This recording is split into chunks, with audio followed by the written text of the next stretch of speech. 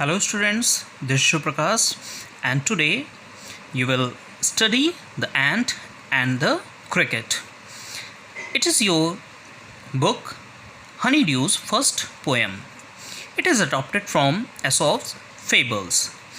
Students, first of all, you should know what are fables. Fables are a kind of stories which give us any moral.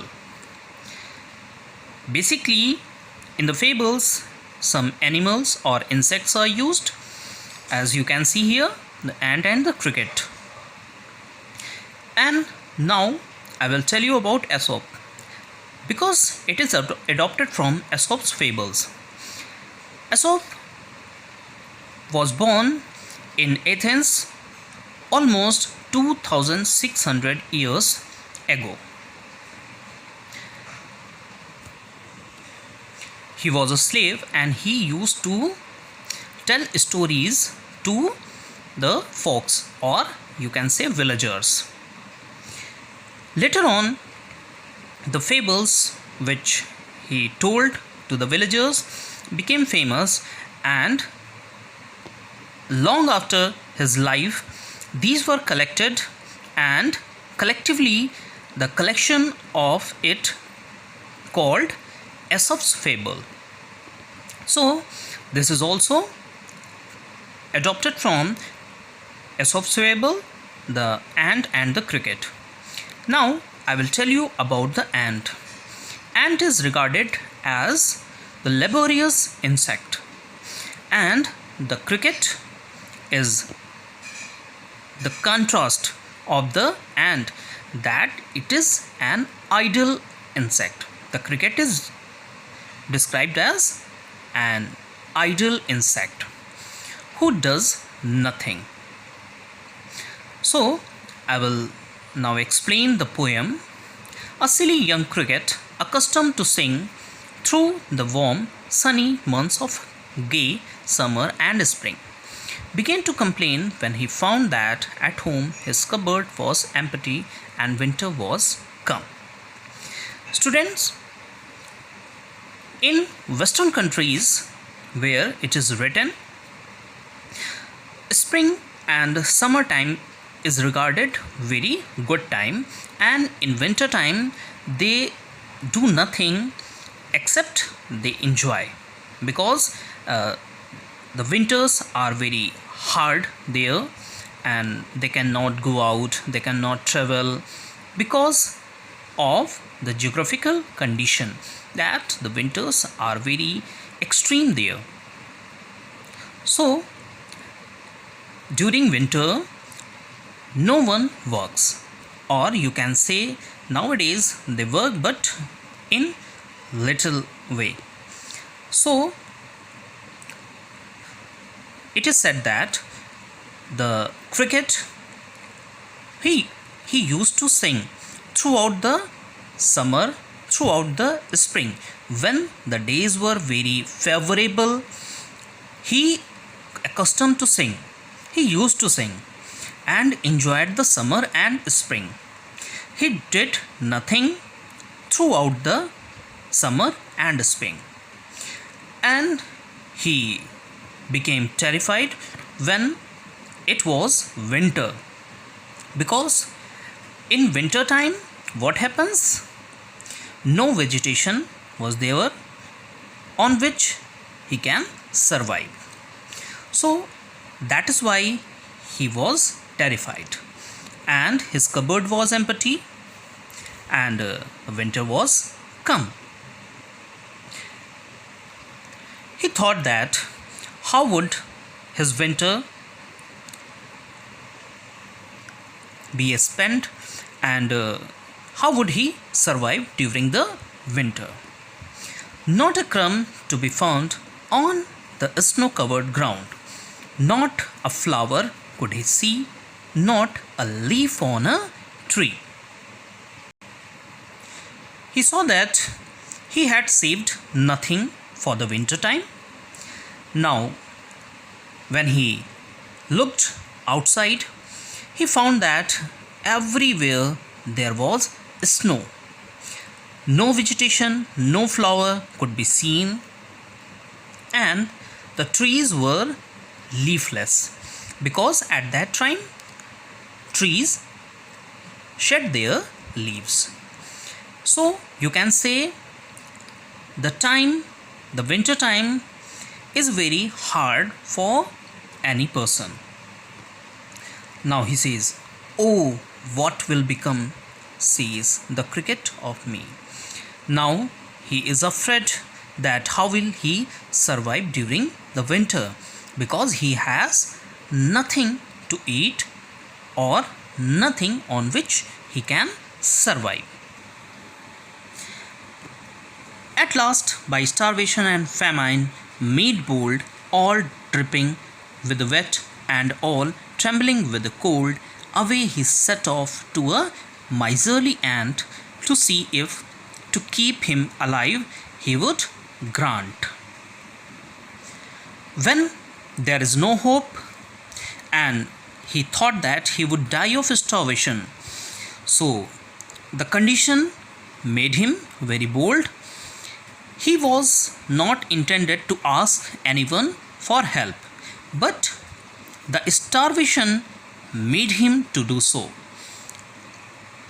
He had left nothing with him, and he had to anyhow survive. So, all dripping with wet, that he was very wet, and he went to ant trembling with the cold, because there was outside very cold, and however he went there to miserly ant. Ant is as I told you earlier, that the ant is very laborious insect. It can lift almost 10 times of its weight. To see if to keep him alive he would grant. He went there to see that if the ant can lend him something, if ant can give him something, then he would survive during the winter time, because it was very hard. So him shelter from rain and a mouthful of grain he wished only to borrow, he would repay it tomorrow.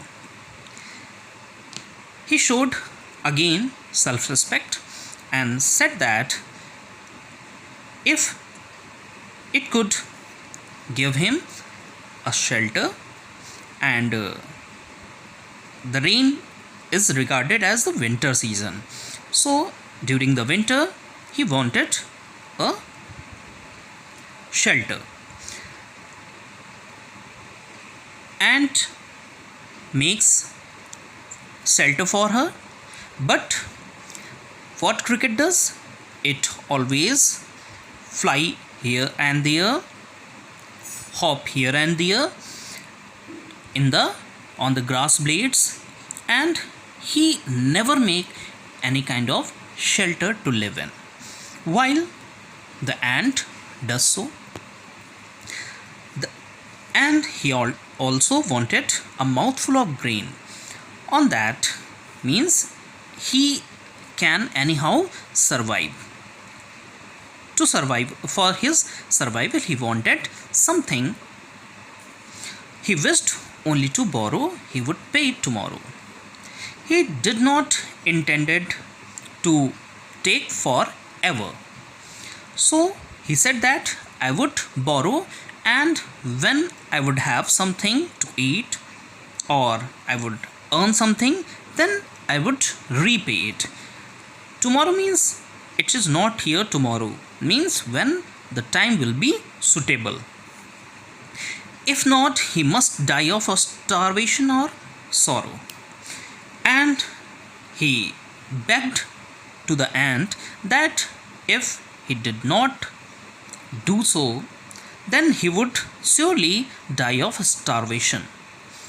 And the reason will be the ant that he didn't give him anything. Says the ant to the cricket, I am your servant and friend. In this line, the ant bemoaks at the cricket because he says that I am your servant and friend. The ant bemoaks here, but we ants never borrow, we ants never lend. But tell me, dear cricket, did you lay nothing by when the weather was warm? Quoth the cricket, not I. The ant refused to give anything and said that he never borrow or never lend, because you can say that the ant is a very laborious insect and he he does not want any kind of help. That's why ants never borrow, ants never lend. But tell me, dear cricket, did you lay nothing by when the weather was warm? And again the ant asked the cricket that have you saved nothing? Lay nothing means saved nothing. The ant asked that have you saved nothing for the winter time? So on that the cricket says, not I, that I have kept nothing for the winter. He said that my heart was so light that I sang day and night, for all nature looked gay. You sang, sir, you say. Go then, says the ant, and dance the winter away. The cricket says that he was very much delighted on the summer and spring days, because these were the pleasant days, and on seeing that these pleasant days he sang day and night, all the night, all the day he sang, only sang, and enjoyed the nature, enjoyed the weather. On this the ant says that if you sang all the summer and spring, then now dance, the winter will be away from you. The ant again bemocked at him that the dance and winter will away from you. You can make winter away by dancing. So thus the poem ends. The ending, he hastily lifted the wicket and out of the door turned the poor little cricket. Folks call this a fable. I will warrant it true. Some crickets have 4 legs and some have 2. At the end, what the cricket does, with all his belonging, he hastily lifted his wicket, that is the belongings which he had, and out of the door he turned poor the little cricket. He went away from the ant, and all the villagers call it a fable, but I tell it, it is a truth, because it is proved that men should always save something for the future. Some crickets have 4 legs and some have 2.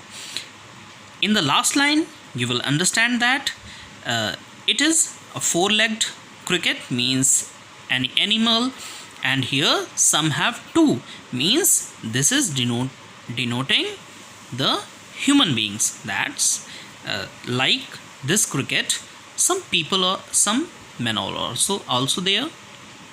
So students, what have you understood? The moral from the story, that we should always work hard and we should save for the future, because no one has seen the future, and what happens the next we don't know. So we should always save for the future. That is the moral of the fable.